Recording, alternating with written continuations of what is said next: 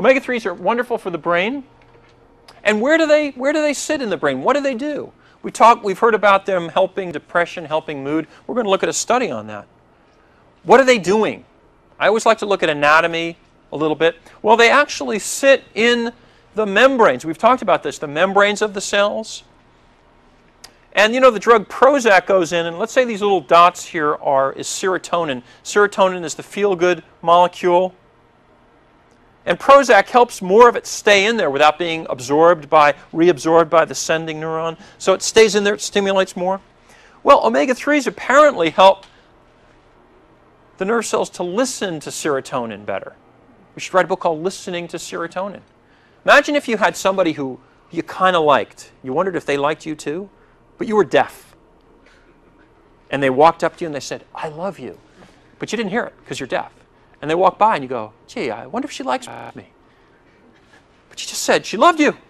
Well, the neuron can be sending out serotonin, but if there aren't omega-3s to make the membrane healthy, membrane can't hear, it's deaf. I mean, it can hear, but it's not quite the same. For very complex electrophysiochemical reasons. You know how cod liver oil stays liquid pretty much in the freezer. Depends what your freezer temperature is, but it stays liquid at very, very low temperature. It's still moving around, right? It's bobbing and weaving. If you could look on the molecular level, it'd be sitting in there, right? It would be moving around. It's very active. It's one of the reasons it's great for the cell membrane because it makes it very fluid. And that fluid thing makes a kind of massage. If there were neurochemistry experts in the room, they'd be kind of clenching their teeth at the way I'm bending the science a little bit. Anyway, they kind of massage these receptors that listen to the serotonin. So those receptors are like, "Yeah, I'm feeling good. You got that knot out of my back. Oh, serotonin. Oh, I'm happy." What do you know? I am happy after all. See, omega-3s just let you know you actually were happy. You just didn't know it. Okay. Because your body wants to be healthy. You just pull things out and it can't be healthy. Omega-3s may help ADHD. It's not a cure, but it's a sensible thing to do. It's part of the treatment. Food allergies, toxic metals, toxic families.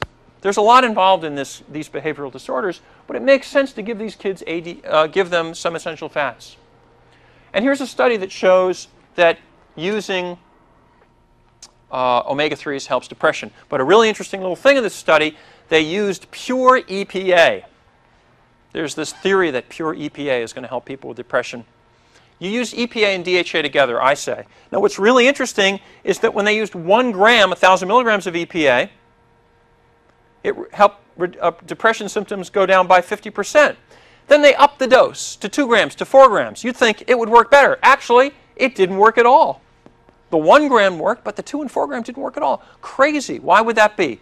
My theory is that because it didn't have DHA, when you take EPA without DHA, am I losing you here? EPA is the 20 carbon, DHA 22 carbon. EPA is anti-inflammatory. You have arthritis? EPA. DHA is probably not going to help you. But you want to help your brain, you want both EPA and DHA. You don't want to be missing DHA. So what EPA does is it tells the body, we've got enough omega-3 fats, don't need to elongate.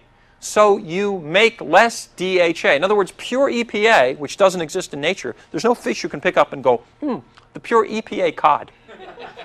Doesn't exist.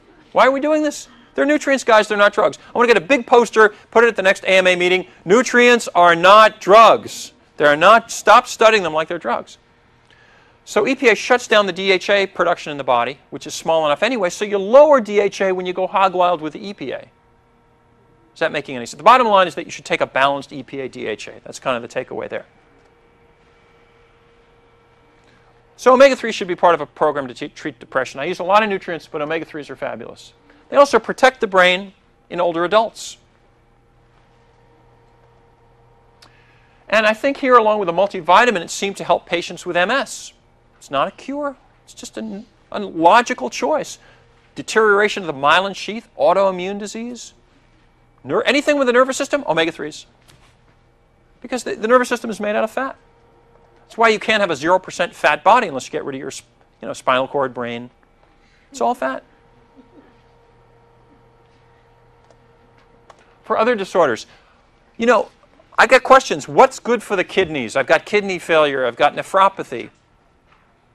No fast and easy cures here, but omega-3s make sense. And here's a paper out of the New England Journal of Medicine showing that 2/3 of the time we can prevent what might otherwise have been death from IgA nephropathy, which is an immune disorder, destroys the kidneys, by using omega-3s. Benefits, benefits, benefits. You're getting bored. It's just a happy story. You want the dark side. There is no dark side, sorry. Helping Crohn's disease, anything with inflammation, anything ending with an itis, omega-3s.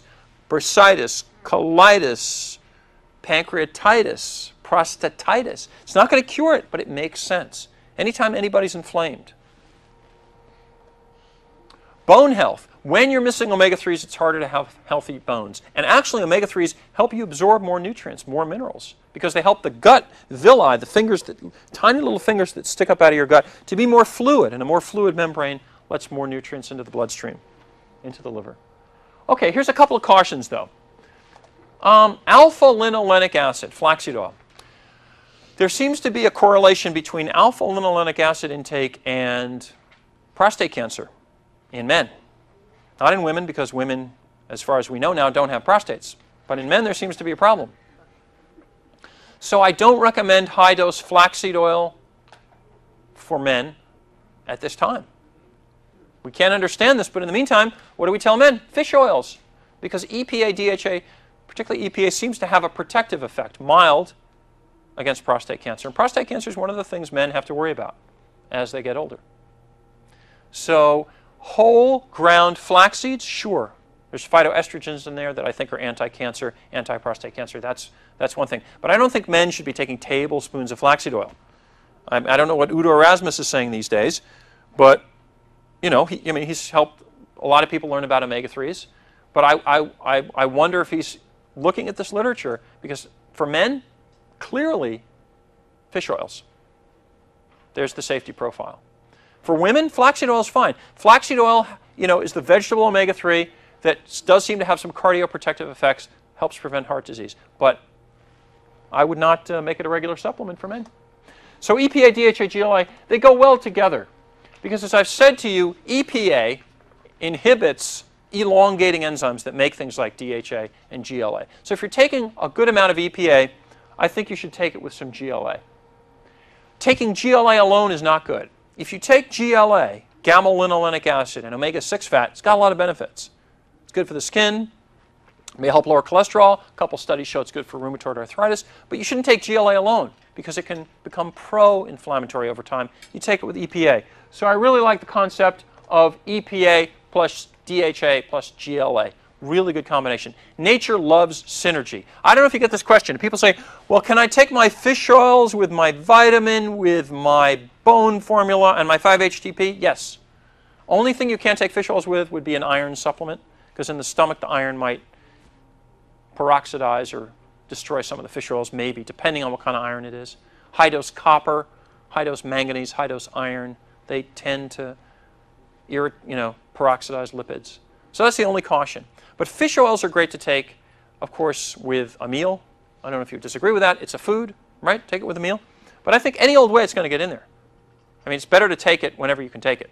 People say, people say, well, I only take it in the morning. I know you're not necessarily practitioners, but I only take supplements in the morning. I'm like, okay, well, then take it when you get up. Empty stomach with coffee? Sure, coffee and fish oil is fine. Just take it. Get it in there, I don't, just take it, get it in the body.